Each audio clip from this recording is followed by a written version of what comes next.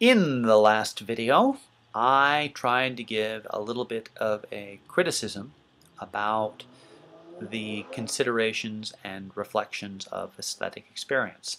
And what I said was, yeah, sure, aesthetics is basic because we're all embodied. But you know what? Basically, that's your problem. That was the argument. And the reason why it's your problem is because, like I said, aesthetic experience, it's fleeting, it's inconsistent, it's ambiguous, it's subjective, and depending on how you look on it, it's useless. It's all of these different things. Can't really get you anywhere. It's not really worth considering. I think all of these are valid complaints. I think that they're worth considering. But I don't think that, perhaps I should be careful about the word valid. I don't think that they're going to hold up. I don't want to make this into a syllogistic set of arguments, but while I think they're worth listening to, I guess is what I mean, I don't think that they are ideas that are ultimately going to hold up. And the reason why I don't think that's the case is because they proceed on a deeper mistake, as it were, or, if you like, underestimation. And what's the underestimation? I would say the underestimation is of just how important it is that we are embodied in understanding who and what we are. Our embodiment and the terms of our embodiment, that we know the world about them in terms of our embodiment, that we begin to proceed and consider the world, that we imagine the world, that we hope for the world, that we fear for the world, that we are inspired by the world, that we despair of the world, entirely in terms of our embodiment, means that it is fundamental to our consideration of the world. And if that's the case, if our embodiment is fundamental to our consideration of the world, and aesthetic experience is the basic, it's an axiom inside of our encounter with it, well, then I would say you can't underestimate it, and you can't dismiss it the way my critiques would, despite the fact that they do have some merit. I mean, they are all correct. You know, these things are subjective and inconsistent and ambiguous and fleeting and all that.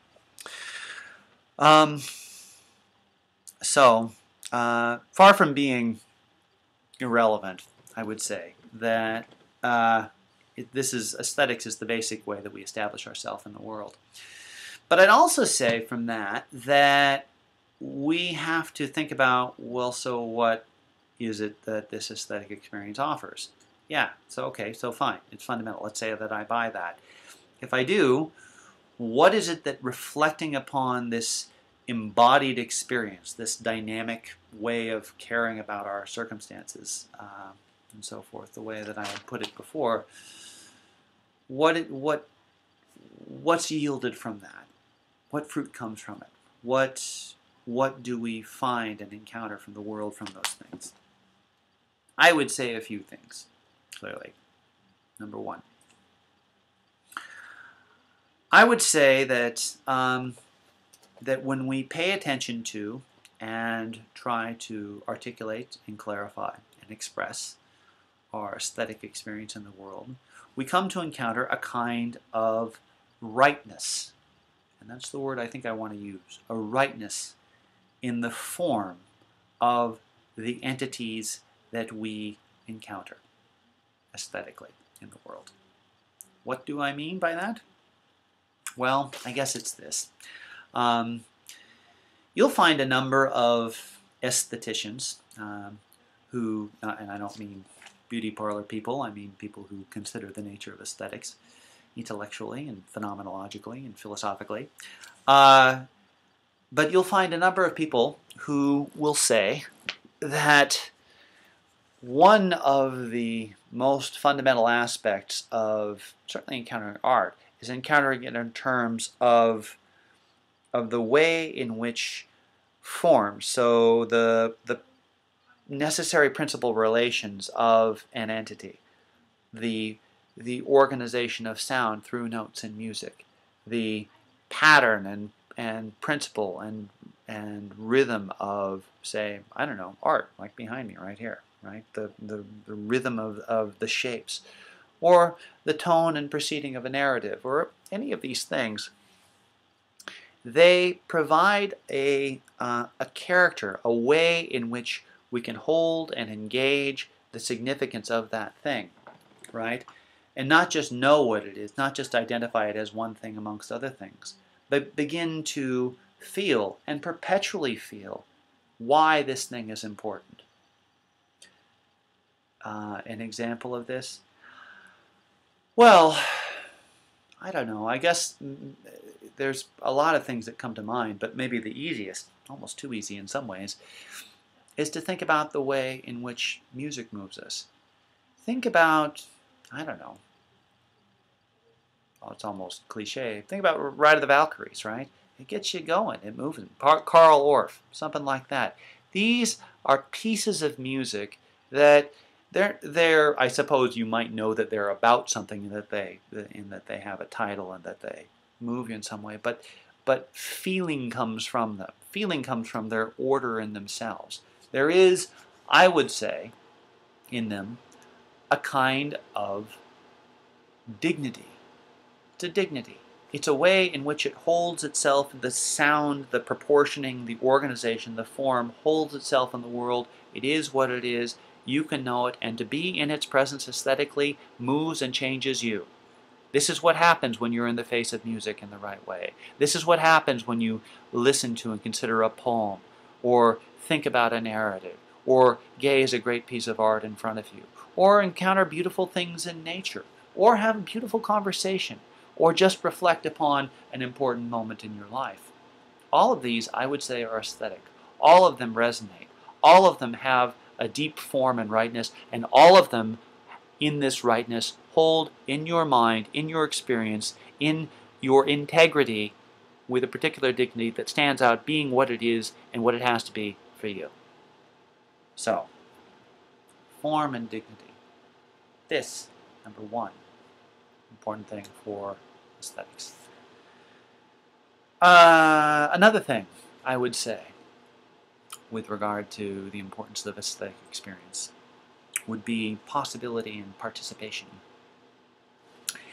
There is an idea that I have picked up from Oscar Wilde, a great satirist, writer, bon vivant, as it were, all sorts of different things from the 19th century. And he says that art does not imitate life, rather life imitates art. And there's some, when I reflect upon this and I ask, well, what does this peculiar thing mean? I don't know that life in itself imitates art. I think life proceeds in its own wild ways, becoming and being what it would be. But I do think that there is a way in which, in our embodied situation, we come to live life more fully through art. Here's what I mean. I think this is a very important part of artistic experience and art, and I think it is a basic part of why human beings engage in art. When we encounter art, what we're able to do is we're able to lift up aspects of our aesthetic experience in ways that we wouldn't normally be able to encounter. Think of the way in which a story, a short story, or a poem captures a narrative. It captures this long stretch of time and events and all the significance of it. It puts it together and holds it for us in a particular way, with its own dignity, like I was just saying, right? With its own dignity, and we can hold it, and we can encounter it and savor it, and we can savor it with a kind of depth and with a kind of significance that we couldn't possibly encounter it with if we were actually there. I don't know, I've thought about this before, of how when I read a book, for instance, a novel that I really enjoy, I absolutely enjoy it, but I think to myself, if I were suddenly magically thrown down right there in the novel, having to live life in time and space in the novel that's being described to me, you know what? It would suck. Try this on as a little thought experiment. Think about how awesome the whole Lord of the Rings trilogy is. I'm just going to assume that everyone is going to be included in the awesomeness. If you don't like it, fine, find something else you think is awesome. But most people, I know anyway, think that Lord of the Rings is awesome. Okay? Really great. Now, take yourself in time and space and try to put yourself in the situation where you're like Frodo. And you're going through, and you're having to go through fighting orcs and goblins and worrying about ents and being short and being hungry and occasionally eating the llama spread and all the other things that Frodo has to do. Right? Now think about that for a second. If you actually had to go through that for the months and months and months that he has to go through that, it would probably suck, right? It would be terrible. You wouldn't want to do this. But when you capture it in a narrative, when Tolkien's capable of taking this stuff and putting it into this world in this book, and you can have this view from the narrative and consider it, it is extraordinary. It is transformative. It is inspiring. It is these wonderful things, not to mention incredibly amusing, right? It's all of these things. Now, how is that possible? How is it possible that if you actually had to go through Middle-earth as a hobbit, it would, as I think I said in Middle Hobbit English, suck, or whatever Middle-earth language that is. And when you read it, it's really great.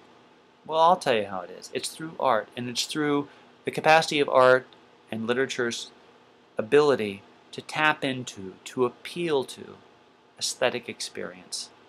This way in which you are able to consider the possibilities of this world, to lift up aspects of it, to raise them and hold them in their dignity, in their rightness, in your mind, in the way that you are as an embodied being, to play those and make something come from them.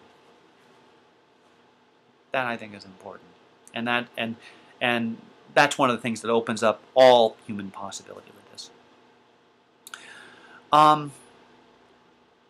A third thing I would bring up with this, in addition to the dignity and form, in addition to the participation of possibilities, I would say that aesthetic experience brings out a kind of clarity and rhythm in our embodiment that we're not necessarily aware of otherwise when we don't tap into it and attend to it. And from that, a kind of self-knowledge, what the Greeks called sophrosne. Let me tell you what I mean. And I'm borrowing, I have to tip my hat off to both Elliot Deutsch and to John Dewey on this, because this is really where I get this from. But if our aesthetic encounter with the world were simply limited to sense experiences, there probably wouldn't be that much to talk about. If I had magically a super intelligent video camera that I was able to put out and let it just sort of and do that out in the world, and it was conscious of what it was doing, you know what? Who the hell would care? It would just simply stare, record, and that's it. That's not what's important. It's not just that we observe, it's that we feel what we observe. We feel what we sense, right? And from this feeling, we begin to care and consider and account for all of these things aesthetically. Now, I've said a lot of that already, but here's the thing that I think I want to bring together with all of that. We're living in a world that is forever shifting, changing, moving. It is dynamic. And in being what we are, we have to accommodate ourselves to this moving, shifting, dynamic world. We have to find ways to know how to do it. Some of that way of knowing we can do scientifically. Some of that way of knowing we can do logically. We can come to predict and anticipate. And I'm not diminishing that at all. I actually think that that's a very important part of human experience as well. I may even make some videos about that sometime too. I also think that there are aspects of our experience that move beyond the realm of our embodiment, that where we consider the beyondness of things, the nature of the totality of the world. This is something I address a little bit, well, especially in the things that I do in Brahmanical and Buddhist thought, uh, with regard to the spiritual and the metaphysical. But in addition to the logical, and in addition to the metaphysical, there is definitely the aesthetic. That is one of the basic ways in which we deal with this world around us. And how do we do it? We don't just anticipate. We don't just contextualize. You know what we do? We get rhythm, aesthetic rhythm, sensual rhythm. And I don't mean rhythm in the Caribbean sounds of rhythm, the great rhythm, right? I don't mean in that sense. I mean it in the sense that what we do is we have these senses and we begin to organize them and orchestrate them in a way that makes sense. There is a way in which, when we think about the whole of our lives, it can seem, as Mark Halperin, I've read before, said, almost like a song. I think it does because we take these aesthetic senses that we have. We take these encounters of seeing, tasting, touching, smelling, hearing, and caring and feeling these things, and we put them together and we perpetually make meaning from them. And from that we organize our actions, our thoughts, our hopes, our aspirations. We navigate our way through the possibilities of the world from that. It is a way of acclimating ourselves to the totality of being when we cannot entirely apprehend the totality of being, right? Because we are embodied. It's ingenious in a way, not in the sense that we thought about being aesthetic, but in the midst of our embodiment, that we can come to develop rhythm and engagement aesthetically. I can't know any of all these things here. I can't necessarily figure out the totality of things. I can't have the God's eye point of view, and yet, because I have this body and because I can reflect upon the senses within this body, I can find a way to act. I can find a way to navigate and shift and change and transform just as the world does. That's extraordinary. That is an achievement of the human soul. And that, I think, is what aesthetic experience does. It clarifies and helps us come to the knowing of what we may be in the world, even as we always fall short, even as there always is a horizon before us.